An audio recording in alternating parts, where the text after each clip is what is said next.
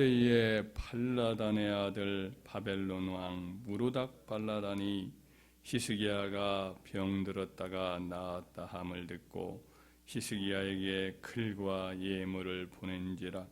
히스기야가 사자들로 말미암아 기뻐하여 그들에게 보물 창고 곧 은연과 향료와 보배로운 기름과 무기고에 있는 것을 다 보여주었으니 히스기야가 궁중의 소유와 전 국내의 소유를 보이지 아니한 것이 없는지라.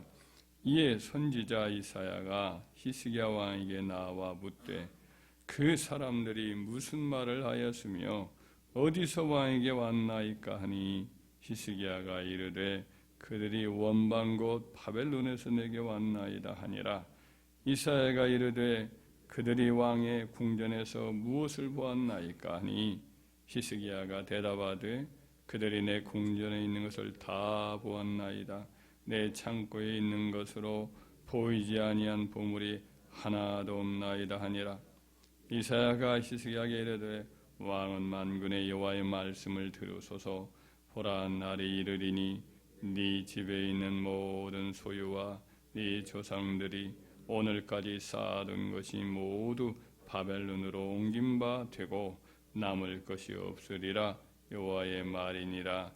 또 네게서 태어날 자손 중에서 몇이 사로잡혀 바벨론 왕궁의 환관이 되리라 하셨나이다 하니 히스기야가 이사야에게 이르되 당신이 이른바 여호와의 말씀이 좋소이다 하고 또 이르되 내 성전에는 평안함과 경고함이 있으리로다 하니라. 아멘. 이사야서 39장은 경건한 유다왕 히스기야가 실족하는 내용이 나옵니다. 히스기야는 아버지 부왕 아하스가 더럽혔던 성전을 이제 정화를 하지요. 그리고 예배를 회복했습니다. 그리고 세계 제국인 당시의 최강의 군사력을 가진 아수르의 공격을 기도로서 잘 막아냈습니다. 그리고 죽을 병이 걸렸는데 하나님께 간절히 눈물의 기도로 이제 응답을 받아서 수명이 15년이 연장이 되고 또 나라도 안전하게 되리라는 하나님의 보장의 약속도 받았습니다. 그가 죽을 병에서 낫게 되는 확실한 표적으로 하나님은 해가 이렇게 뒤쪽으로 10도나 물러가는 아주 특별한 천문학적인 이적도 나타내 보여주셨습니다. 이렇게 경건한 신앙을 가진 히스기야가 큰 은혜를 거듭거듭 입었고 특별히 죽을 병에서 다시 살려냄을 받았는데 그때 마침 이제 바벨론, 지금의 이라크지요. 이라크 남부를 중심으로 했던 그 당시에 늘 아수르와 맞섰던 반란 국가들의 어떤 연합체였어요. 그 바벨론에서 이제 사절단의 방문을 받았어요. 그의 이제 그때의 히스기야의 경건한 신앙의 허점이 이렇게 보이게 됩니다. 그가 자만하고 허세에 사로잡혔고 자기 만족을 추구한 것이 드러나지. 바벨론과 긴밀한 외교 관계를 그때 추구를 하는데 그 증거로서 히스기야는 유다 왕국의 최고 고급의 비밀 사항이라고 할 수 있는 무기고 혹은 나라의 어떤 국고지요, 보물고 이런 것들을 하나도 남김없이 그 사절단에게 다 보여준 것은 바벨론과 우리가 이렇게 긴밀한 어떤 국가적인 연합을 이루고 군사동맹 이런 것을 이루고자 하는 그와 같은 취지가 이제 확실히 보여진 거죠. 그렇게 할 필요까지는 없었는데 그렇게 한 것은 바벨론과의 연합을 하려고 나름대로 이 아수르하고 이제 싸움을 철저하게 하기 위해서 바벨론을 이제 외교 강국으로 끌어들이는 거죠. 이 히스기야의 행동은 하나님의 은혜에 대한 배신이었어요. 역대하 33장 24절에서는 이렇게 평가를 하고 있습니다. 이제 역대하는 에스라가 쓴 것으로 보통 평가를 받는 책인데 바벨론의 포로로 끌려간 상태에서 썼다고 보면 됩니다. 근데 그때 이렇게 평가를 해요. 그때 히스기야가 병들어 죽게 되었으므로 여호와께 기도하며 여호와께서 그에게 대답하시고 또 이적을 보이셨으나 히스기야가 마음이 교만하여 그 받은 은혜를 보답하지 아니하므로 진노가 그의 유다와 예루살렘에 내리게 되었더니 히스기야가 마음의 교만함을 뉘우치고 예루살렘 주민들도 그와 같이 하였으므로 여호와의 진노가 히스기야의 생전에는 그들에게 내리지 아니하니라. 이렇게 기록을 하고 있어요. 그러니까 이때가 이제 히스기야가 교만해졌던 거지요. 방심했던 거지. 넘치는 은혜를 받은 다음에 다가온 이 사탄의 교묘한 시험에 그만 덜컥 넘어지고 만 것이죠. 많은 은혜를 받았기에 이제 시험은 끝났다라고 이렇게 방심했다가 크게 넘어진 것입니다. 은혜를 막 많이 받았는데 시험에 넘어진 경우도 성경에 적지 않습니다. 다윗도 많은 은혜를 입었습니다. 말년인데 이제 평안한 때예요. 그때 사단이 그를 충동해서 인구조사를 하도록 하는 그와 같은 이 시험이 있는데 거기에 그냥 넘어져요. 또 베드로도 너희는 나를 누구라 하느냐라고 물었을 때에 성령 충만해져서 주는 그리스도요 살아계신 하나님이시니이다. 하나님의 아들이시니이다. 이렇게 고백을 참 하니까 우리 주님이 바요나 시몬아 네가 복이 있도다. 이를 네게 알게 하신 이는 혈육이 아니요 하늘에 계신 너희 아버지시니라. 이런 말씀을 하면서 천국 열쇠를 내게 주겠다. 이런 축복도 받았습니다. 근데 그 직후죠. 그 직후에 우리 주님이 내가 예루살렘에 올라가면 거기서 이제 잡혀서 고난을 당하다가 죽은 지 사흘 만에 내가 다시 살아나리라. 이 말씀을 하니까 베드로가 예수님을 한쪽으로 끌고 가더니 막 나무라면서 주여 결단코 이 일이 주께 이르지 아니하리이다. 그러면 안 돼요 하는 식이죠. 굳이 서면서 말을 하지. 예수님이 그때 사탄아 내 뒤로 물러가라. 너는 나를 넘어지게 하는 자로다. 네가 하나님의 일을 생각하지 아니하고 사람의 일을 생각하는도다.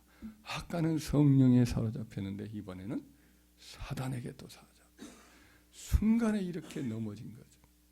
그래서 우리가 은혜를 아무리 충만히 받은 경우라도 이렇게 금방 큰 시험에 들 수도 있다라는 것을 기억하고 항상 깨어있는 자가 되어야 할 줄 믿습니다.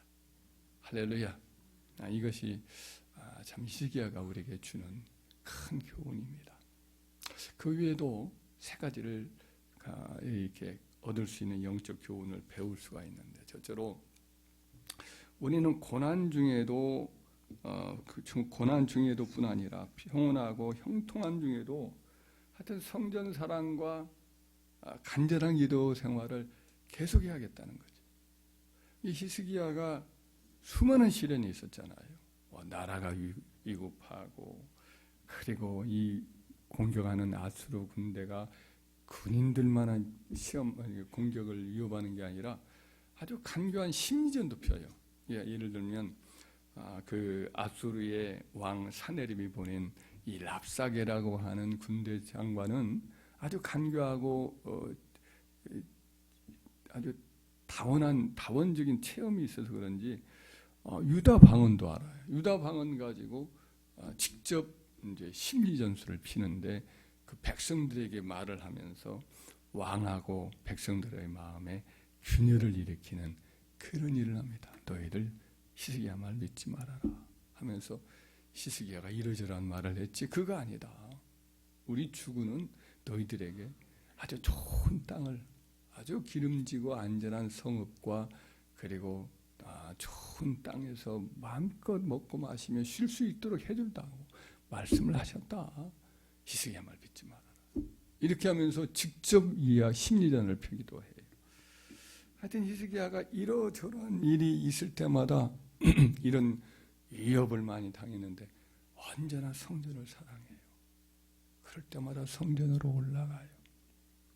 자기가 성전에 올라가서 매달릴 뿐이 아니라 또 사람 자기 신하들 보내가지고 선지자 이사야에게 우리를 위해서 기도해 주세요.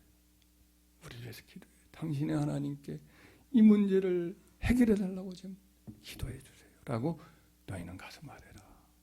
이렇게 하여튼 기도를 그렇게 이렇게 의지하고 기도의 힘을 믿는 거죠.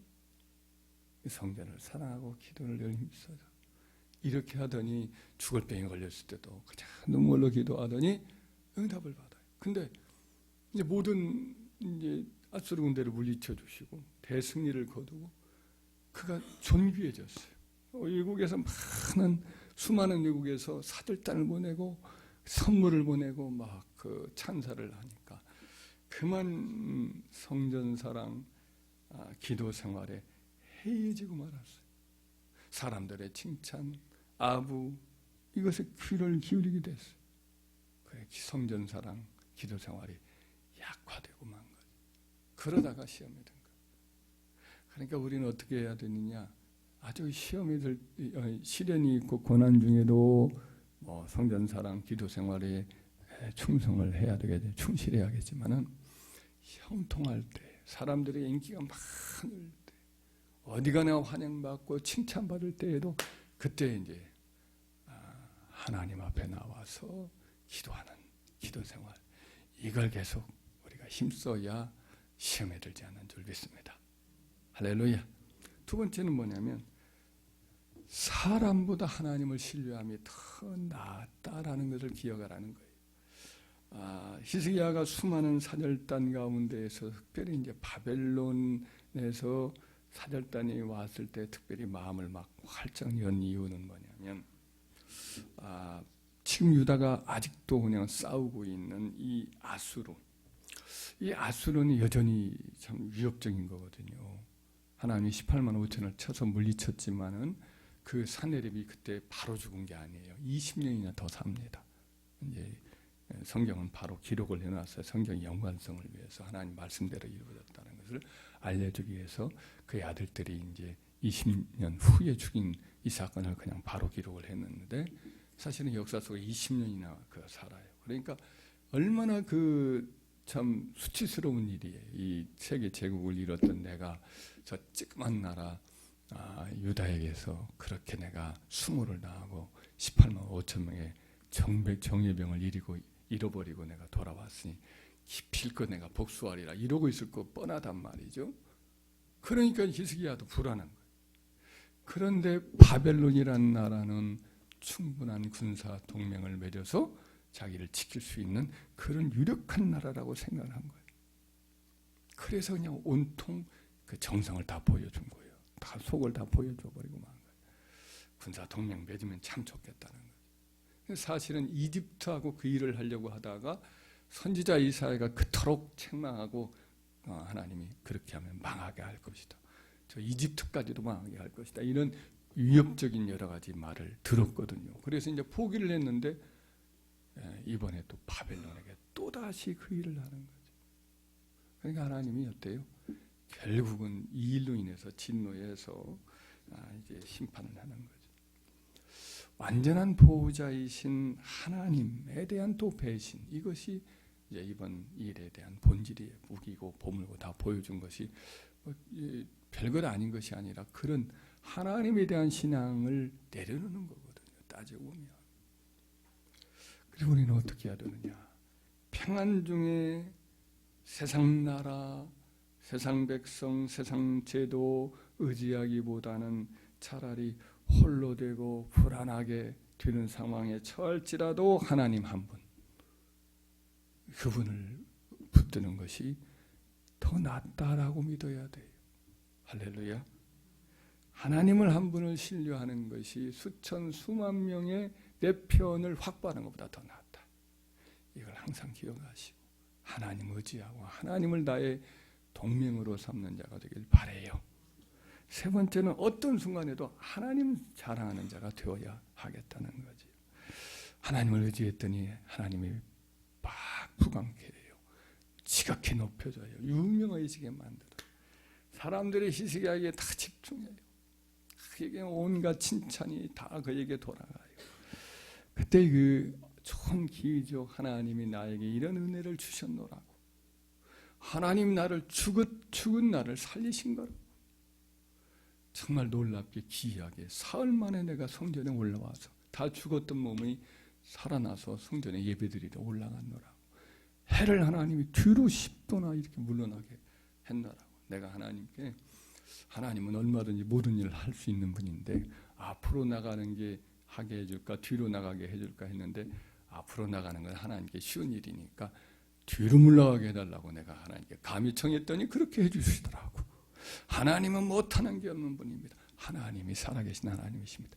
당신들이 믿는 바알신 버리고 하나님께 돌아오세요. 이렇게 얼마든지 하나님을 자랑할 수 있는 기회가 됐는데 그때 인간 자랑에 악취를 풍기는 어리석은 일을 택했거든요. 그래서 우리들도 이 점을 항상 기억하고 하나님을 자랑할 수 있는 기회를 놓치지 않고 우리 자신을 내려놓고 주님만 자랑하는 저와 여러분 될 때에 하나님은 더 큰 은혜를 우리에게 주실 줄 믿습니다. 은혜 뒤에 시험이 도사되고 우리를 노릴 수가 있다. 그래서 우리는 항상 깨어서 있으므로 은혜 뒤에 다가오는 시험을 잘 물리치고 은혜의 은혜로라 라고 하는 하나님의 더 큰 은혜를 늘 받아서 하나님께 영광 돌리는 저와 여러분 되기를 주의 이름으로 축원합니다.